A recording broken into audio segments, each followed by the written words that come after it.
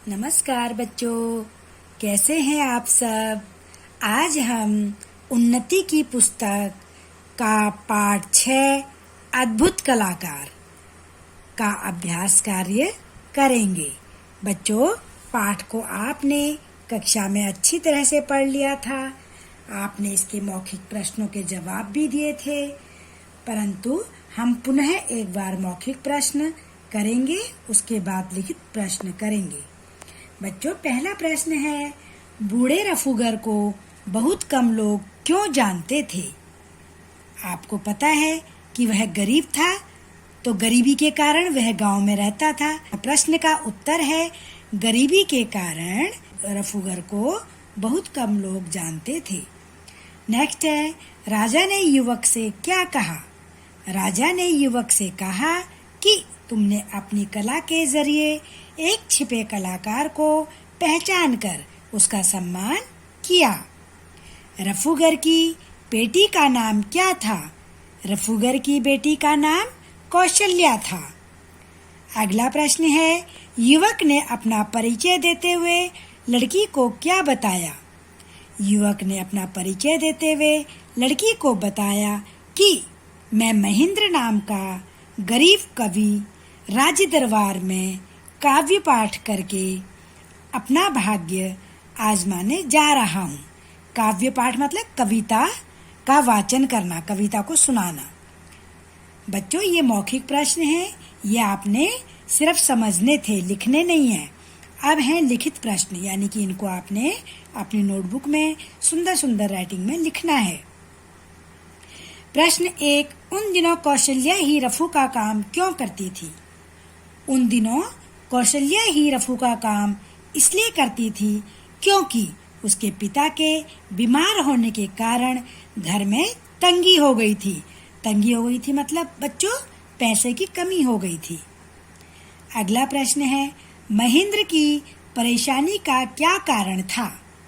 उत्तर है, महेंद्र की परेशानी का यह कारण था कि उसने दरबार में हाजिर होने के लिए अपने धनी मित्र से उसका कीमती दुपट्टा उधार लिया था, लेकिन लापरवाही के कारण वह फट गया था।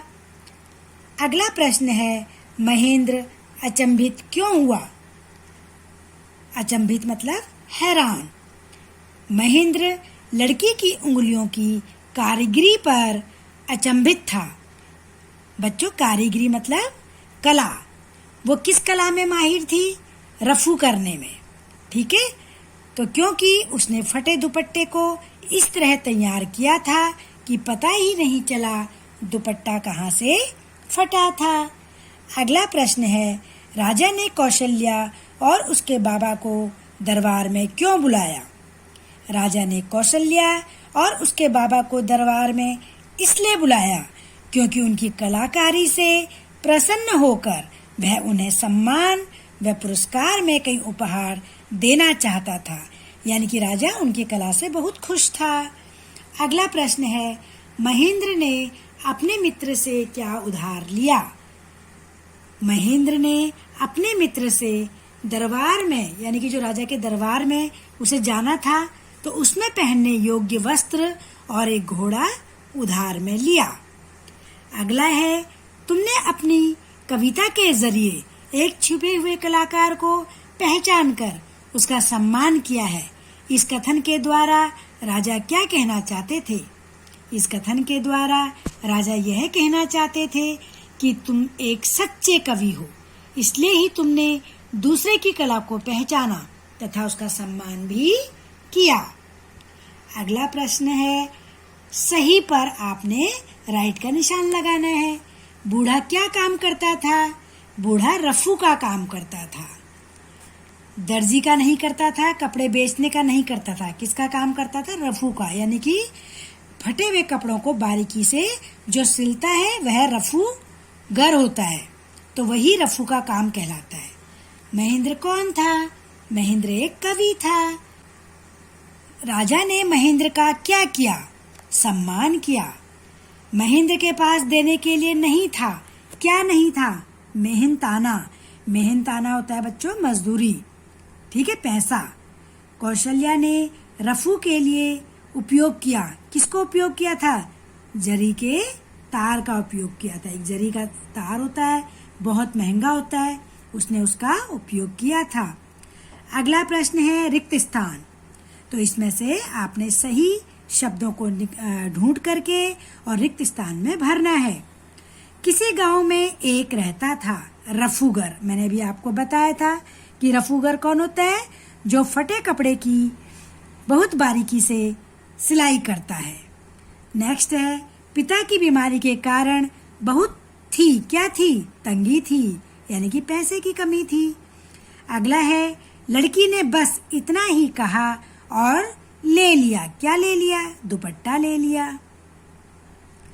दुपट्टा कहाँ फटा था? पहचानना मुश्किल ही नहीं, नामुमकिन था। नामुमकिन मतलब असंभव। हम उसको पहचान ही नहीं सकते थे कि फटा हुआ था, कि ये ऐसे ही ठीक था। ठीक है। अगला है फिर उसने कविता सुनाई जिसका शीर्षक था वह रफूगर लड़की। ये रिक्त स्थान है। अब अगला प्रश्न है किसने किससे कहा? गांव के लोगों ने बताया कि यहाँ रफू होता है। किसने कहा था? महेंद्र ने कहा था। किससे कहा था? कौशल्या से कहा था। नेक्स्ट है बाबा बीमार हैं, मैं कोशिश करती हूँ। किसने कहा? कौशल्या ने कहा। किससे कहा? महेंद्र से कहा। अगला है वह रफूगर लड़की अद्भुत कलाकार है। किसने कहा था? महेंद्र ने कहा। किससे कहा था? राजा से कहा था।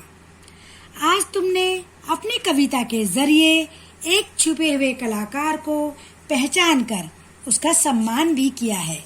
किसने कहा था? राजा ने कहा था। किससे कहा था? महेंद्र से कहा था। ठीक है बच्चों। अगला प्रश्न है सही वाक्य और गलत वाक्य, इन दोनों पर सही और गलत का निशान लगाना है। बूढ़ा रफूगर कुशल कलाकार था, बिल्कुल सही है। कौशल्या को रफू करने की कला नहीं आती थी, गलत है।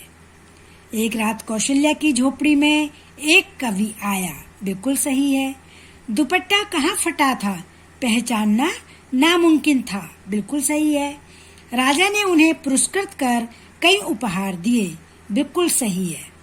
अगला प्रश्न है बच्चों, इसमें क्रिया शब्द को आपने क्रिया विशेषण को छांटना है। क्रिया विशेषण क्या होता है?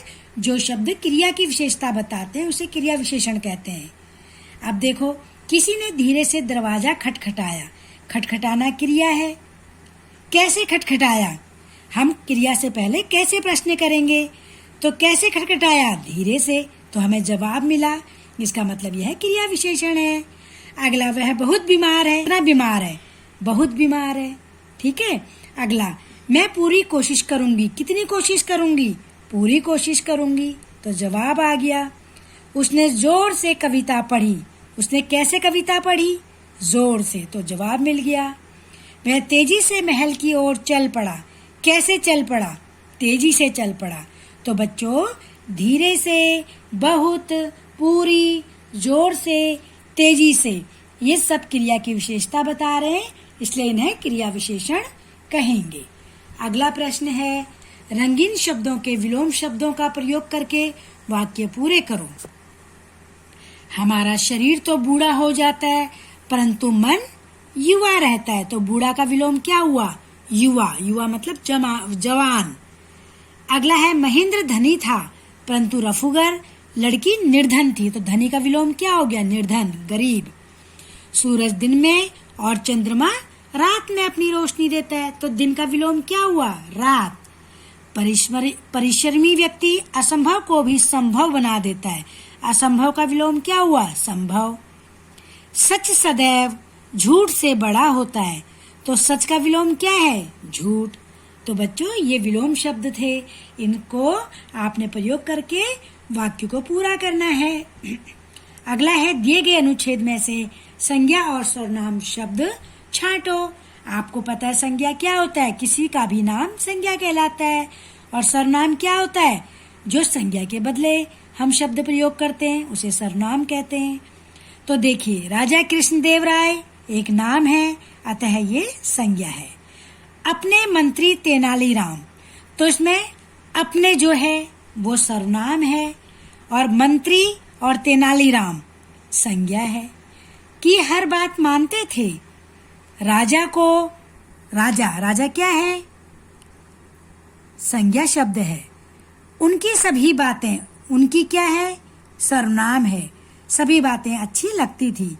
सभी दरबारी, तो दरबारी क्या है? संज्ञा शब्द है। इस बात से परेशान थे, वे उनसे ईर्ष्या करते थे। ईर्ष्या भी क्या है बच्चों? संज्ञा शब्द है। ठीक है, भाववाचक संज्ञा।